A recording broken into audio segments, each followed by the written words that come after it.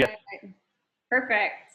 Well, welcome to Live with the BEX. It is Thursday, June 18th, 2 o'clock. So you know we're live and we're talking about Arizona AEC industry. So our intent with this is to bring you project opportunities, bring you a quick update delivered in video format, and also it gives me a chance to introduce you to more of my team. So I bring the BEXperts in. My name is Rebecca Morris. I'm the founder and the president of the Arizona Builders Exchange. What we're working on for tomorrow's issue of the magazine, the digital magazine that comes out every Tuesday and Friday. Really big news. There's two pieces here. The first one is an ordinance that is supposed to go to City Council on Tuesday that would actually require all City of Phoenix construction projects to use prevailing wage. That is a really big deal, and we just heard about it yesterday, so we're kind of trying to chase it down. We know that it is legit, but some interesting things like the person that I know, the Department of Streets Transportation, the head of that department didn't even know anything about it. So I'm kind of working with the city engineer to figure out, like, where did this come from? It would be a pretty big deal. It's a lot of administrative burden, it's a lot of regulatory burden, and a lot of fines if you don't comply. So City of Phoenix construction projects, and it could actually impact private development as well. So I think it could easily impact private development projects that would be forced to go prevailing wage. That's a really big deal. And I haven't heard anybody talking about that yet. So that's the big one that we're working on for tomorrow. And then yesterday, we did a presentation. We had a partnership with APWA for our top capital programs event. That was like an LMS discussion. It was really cool. We had about 170 people attend virtually. So attend a webinar just like this. Really good news. The preliminary capital improvement programs collectively are on the rise. So they collectively rose 6% year over year. So funding for public works projects is looking good. The downside to that is ADOT projects look to be a little bit at risk. So one thing that we picked up on the I-17 flex lanes in between like Black Canyon going north, that project is not in the preliminary CIP for ADOT. That's a really big deal. It's a huge project. It's like 250 million or so. And that is not in the STIP. That is not in the State Transportation Improvement Plan, which means there is not funding for that project. And that was one of the big ones for Governor Ducey to tout last year. So it came out with a lot of fanfare, a lot of announcements, made a lot of headlines and whatnot, but it looks like this year that project is at risk. So there is a State Transportation Board meeting tomorrow morning, Friday, June 19th, and that's at 9 a.m. and it's virtual, and they are going to present a revised STIP, a revised State Transportation Improvement Plan, and I think I'm going to try and get to that one. I want to see what kind of revisions they present. So those are the things that I'm working on. And I'm going to turn it over to the BEXperts. So Kristen, could you wave?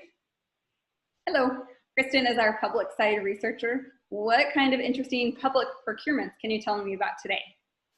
So today I have a couple somewhat smaller projects and then one larger project from the city of Phoenix to highlight.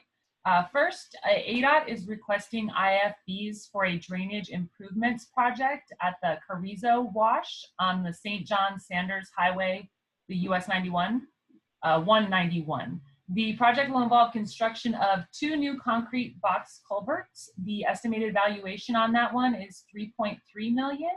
They do have a DBE goal set for 7.72%, and those IFBs are due in late July. Next is with the city of Tempe. They are also requesting IFBs for the El Paso gas line multi-use path, which goes from McClintock Drive to Price Road. This project is part of a larger $15.7 million pathway capital maintenance program, but this particular project has an estimated valuation of $1.75 million and will consist of removing the existing concrete path and lighting, and then replacing that with a new concrete path, lighting, improving ramps to meet ADA standards, as well as landscaping. And those IFBs are going to be due in early July. And then the last one I have for today is actually one that you mentioned during your top capital programs presentation yesterday, Rebecca. It is the City of Phoenix Cave Creek wastewater reclamation plant rehabilitation. The city is requesting RFQs for CMAR services through mid-July. They originally released an RFQ for CMAR services in early March and then subsequently canceled this RFQ due to the coronavirus. So this is the rebid for that project. This project involves rehabilitating the existing 8 million gallon per day conventional activated sludge wastewater treatment plant. And the estimated construction valuation that they have listed in the RFQ is $120 million. There is a pre-bid meeting scheduled for that project the end of June. And then I think I mentioned the RFQ CMARs are due in mid-July on that one. Perfect. Thank you. Those are good picks. A lot of utility type projects. All right, Amanda, our other public side researcher, can you give us any project updates for today? Yeah, so a lot of the updates I've been working on like this week, they're already awarded. So I've been getting a lot of like construction schedules or awards for closed bids. But I was able to find a couple. I have the Sahuarita. Yeah. Supply line slip liner in Tucson. So it's going to be like citywide. Design was done through the city of Tucson engineer. They're close to finishing, and then they're expecting to bid out for construction in Q1 of 2021. One that is actually out right now is the Mesa Gateway Bike and Pedestrian Path, the phase 2. So that's from Elliott Road to Haas. The IFB for construction services is due on July 23rd, and the pre-sub is July 8th. And then Dibble Engineering is the designer right now.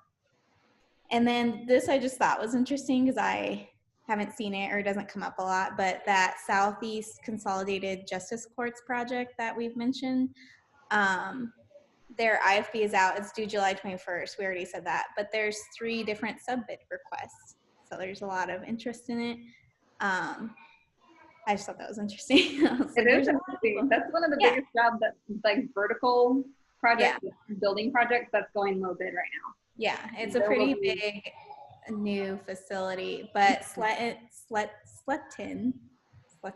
Companies has a sub-bid, FCI has a sub-bid, and then Johnson Carlier also. Oh yeah, but what I thought was interesting on that one, they're actually scheduling site visits and they're limiting the people who can come to 2 people per party. Okay. I thought that was interesting because of COVID and the social distancing. They're taking it pretty seriously, which is nice. Good. Very good. Cool. Good update. Thank you. All right. I'm going to move over to the private side. Jeffrey Huff is on the line with us, one of our private side researchers. Jeffrey, I'm going to start sharing my screen. Alrighty. And then I'm going to have you walk through this project that we have here. All right. I am looking at project 2893. The Ragsdale. What can you tell me about this project? All right, so the Ragsdale was just announced. It's very topical. They've in the redevelopment of Phoenix. It's going to be a 5-story multifamily complex along that light rail corridor. It's going to take place on the corner of 12th Street and Washington, and will take the form of 4 stories of residential above ground floor parking and retail. And that's all I actually have on it because it is so early that the property isn't completely entitled yet for actual transaction to Hawkins Company, the developer, and it still hasn't even made it to the first of a series of meetings with the city. So it'll go to the Center City Village Planning Committee in July before going to the Planning Commission and City Council at later dates after that. They have prepared pretty well for that though, because they are not expecting it to actually start construction until 2021, sometime Q2, and last all the way towards the end of 2022. So they know it's super early, but wanted to get the news out, and so now we have it. And they have not announced who's going to be on the team for Architects and GC yet though. Okay. Yeah, it does look like it's pretty early. So we're what, 11 months away from groundbreaking or so? So very cool. Lots of time there for anybody who wants to get involved. All right, let's go to the next one. I'm looking at 2895 River Crossing Self-Storage Expansion. Tell me about this project. Yeah, the River Crossing Self-Storage is an existing storage facility that's been around for a few decades, actually, west of 119th Avenue on Van Buren. This is an expansion to that one. They were citing the fact that they're completely filled to the max and they can't actually fit any more clients, and there's no more self-storage in that area. So they are adding on to it, and they're actually adding on a really large amount considering the existing facility. They're going to add 52,000 square feet in a single-story structure with drive-through on the outside and climate-controlled on the inside. And then they're also adding another 6,000 square foot building that will be able to house 9 more indoor RV storage spaces. So an extension to an existing building. It is being developed by the River Crossing Self-Storage, of course, and they have ARC Services as the architect on that. No timeline and general contractor have been announced, though, and it still has to go through actual building approvals with the city before any of that will happen. Okay, perfect. So yeah, I just kind of scrolled through the database, and a couple of things that we have available to database subscribers is all these additional documents. So it looks like this one, we have a planning and zoning agenda packet. We've got renderings, we've got information. I love the maps. We can kind of give you some kind of visual reference as to where it's located, the full contact information, all that good stuff. If you're a contractor and you wanted to be involved in projects like this, the database is a really good spot to be. So thank you, Jeffrey, for those new projects. And Roger, our other projects, private side researcher, you always have some good updates for us. So what's coming, what's interesting to you today?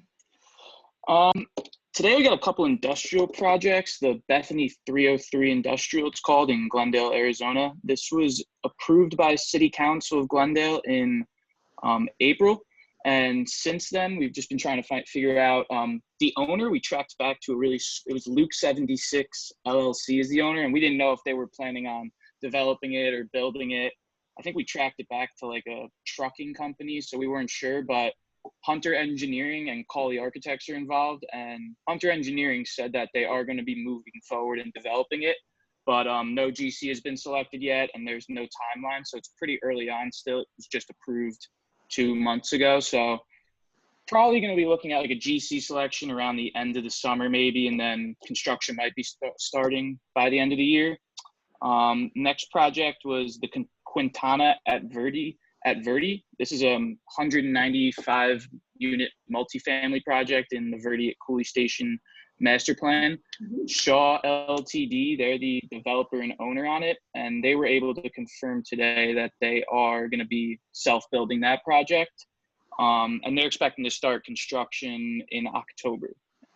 And we got another update on the Verde at Cooley Station. So this is a 23-acre mixed-use development. It's got retail, offices, health and wellness facilities, and residential. SB Communities LLC is the owner, and he was able to say this to me. He said that right now they're just doing all site work, and they're going to be finishing up site work throughout the year, and that vertical construction is going to be starting probably around Q1 2021, and that's probably talking about the Quintana at Verde. Since they're saying October, they're probably being a little, excited about it. We'll probably see that starting somewhere towards the end of the year, and then they're going to have a soft opening in the fourth quarter of 2021 on that master plan. Oh, great. And then, yeah, the last project was another industrial, the Avondale 50 Industrial Park. Just got a small update on this. This is a 3-building, 718,000 square foot project. It's owned by the Opus Group. They were the designer. We found out pretty early on, and they were able to confirm that they're building it too. So they're the design and build group on that, and they're expecting to break ground on that in October with a delivery in Q4 2021. So 12-month construction timeline on that probably. Excellent. Yeah, Opus is very similar to Ryan Companies. If they're the developer, they're also going to be the design firm and contractor. Yeah, it's a good bet. It's a really good bet that that's going to go. Excellent. Well, thank you so much for those updates. Those are really good. All right, so that concludes our Live with the BEX every Monday and every Thursday at 2 p.m. If you're catching this live, definitely drop a comment or ask us a question. We'll do the best we can to answer it. If you're watching the recorded version, you're always welcome to drop a question or a comment in the comments, and we'll get back to you as best we can. We hope to see you back here next Monday, June 22nd at 2 p.m. Same webinar ID, no password required. We'll see you next time. Thanks so much. Thanks, guys. Bye.